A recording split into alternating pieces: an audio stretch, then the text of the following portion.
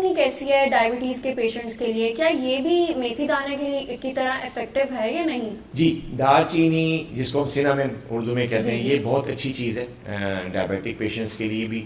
और इसका रोल ये है कि दालचीनी के अंदर कुछ ऐसे कंपाउंड्स मौजूद होते हैं जो कि इंसुलिन की सेंसिटिविटी को बढ़ाते हैं, प्लस मैदे की जो मूवमेंट है उसको स्लो डाउन करते हैं। यानी दालचीनी जब आप लेते हैं, ख़ास तौर पे इसको लेने का बेहतरीन तरीका कावे की फॉर्म में होता है। दालचीनी का कावा आपने मुश्किल सुना भी होगा।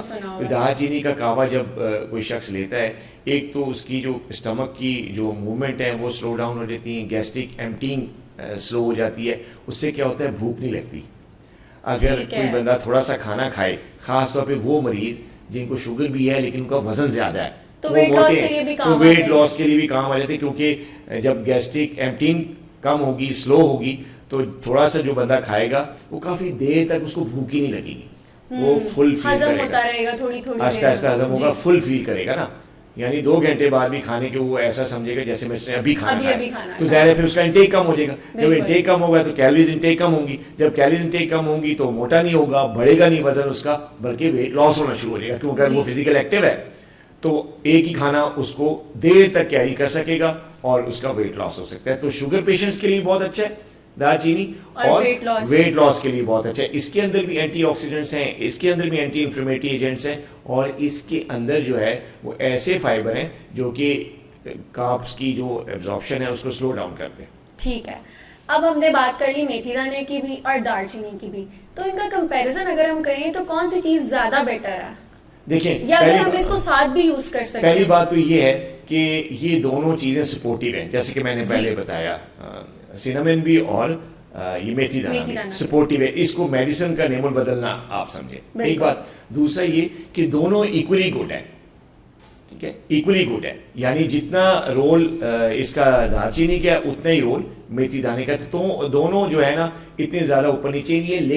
लेकिन मेरे एक्सपीरियंस में जो डायबिटिक पेशेंट्स आते हैं, मेथी दाना शुगर लेवल को, ख़ासतौर पे फास्टिंग शुगर लेवल को और HbA1c को रिड्यूस करने में ज़्यादा इफेक्टिव है दालचीनी के मुकाबले। दोनों का रोल है, लेकिन अगर दोनों को अगर कंपेयर करें तो एक्सपीरियंस ये कहता है। वैसे तो मेडिकली या हर्बली जो है ना, वो दोनों में फाइबर्स भी हैं, इंसुलिन रेजिस्टेंस भी कम होती है, सारा कुछ होता है। लेकिन अगर प्रैक्टिकली देखा जाए तो जो मेथी दाना है उसका ज़्यादा इफेक्टिव है, वो ज़्यादा इफेक्टिव। ठीक है, और अगर हम काले चनों की बात करें तो उसका क्या रिजल्ट है डायबिटीज के पेशेंट पे? क्या वो हेल्दी हैं? काले चने तो बहुत ज़्यादा हेल्दी हैं, क्योंकि देखें काले चने जो है ना उसमें एक तो फाइबर बहुत ज़्यादा है जी, उसके अंदर 3 चीज़ें होती हैं। एक तो फाइबर बहुत ज़्यादा है, उसके अंदर प्रोटीन होती है, हेल्दी अमाइनो एसिड्स होते हैं जो कि बहुत ज़रूरी होते हैं किसी भी इंसान के लिए चने में। तो चने के जो काले चने उसमें एक तो फाइबर बहुत अच्छा है, दूसरा प्रोटीन बहुत ज़बरदस्त क्लास की मौजूद है, और तीसरी चीज़ है कि इसमें मिनरल्स और वाइटामिन हैं जो कि इंसान को ताकत भी देते हैं, उसकी इम्यूनिटी को भी बढ़ाते हैं, और उसको डिफरेंट किस्म की जो न्यूट्रिशनल डेफिशिएंसी थी उसको भी कंट्रोल करते हैं। लेकिन ये है कि बाज़ का देखा गया है कि लोग जो इस किस्म के काले चने उनका इस्तेमाल बहुत ज़्यादा करते हैं। तो ज़्यादा हर चीज़ के जो एक्सट्रीम यूज़ है वो तो नुकसानदेह है ना। तो अगर आप डायबिटिक हैं तो डायबिटीज़ के लिए चने जो हैं वो बहुत अच्छे हैं। एक तो इनका शुगर कंट्रोल में रखते हैं, दूसरा प्रोटीन साथ मिल रही होती है, और आपको पता है प्रोटीन गोश्त में होती है। तो कई लोग हमसे सवाल करते हैं कि यार डॉक्टर साहब आप गोश्त का मशवरा देते हैं, प्रोटीन का मशवरा देते हैं, लेकिन ये बहुत महंगा हो गया आजकल के महंगाई के दौर में। तो जो काले चने हैं वो गोश्त के मुकाबले में सस्ते हैं, हर जगह अवेलेबल हैं, और ज़्यादा पैसे नहीं खर्च करने पड़ते लोगों को, और प्रोटीन भी मिल जाती है। तो जिन लोगों को डॉक्टर्स ने प्रोटीन खाने का मशवरा दिया होता है कि आप प्रोटीन खाएं, उनके लिए बड़ा अच्छा है ये, क्योंकि ये सस्ता भी है, इसके अंदर बेहतरीन प्रोटीन है, और साथ मिनरल्स और वाइटामिन भी मिल रहे होते हैं। लेकिन यहाँ पे एक एहतियात करनी चाहिए वो लोग जिनकी गुर्दों का प्रॉब्लम है, जिनको क्रॉनिक किडनी डिजीज़ है या नेफ्रोपैथी है, या जिनका GFR कम हो रहा है, या शुगर की वजह से उनको किडनी के प्रॉब्लम्स आ रहे हैं, डॉक्टर उनको बताया हुआ है, तो वो लोग फिर अपने मुआलिज के मशवरे से काले चने लेंगे। क्योंकि काले चने का इस्तेमाल जो है वो जब किडनी का प्रॉब्लम आता है, क्रॉनिक किडनी डिजीज़ होती है, तो उसमें बहुत कम दिया जाता है या नहीं दिया जाता। ठीक है, लेकिन इसको किस फॉर्म में यूज़ करना चाहिए? जो लोग यूज़ करते हैं, बॉईल करके खाना चाहिए, भून के खाना चाहिए?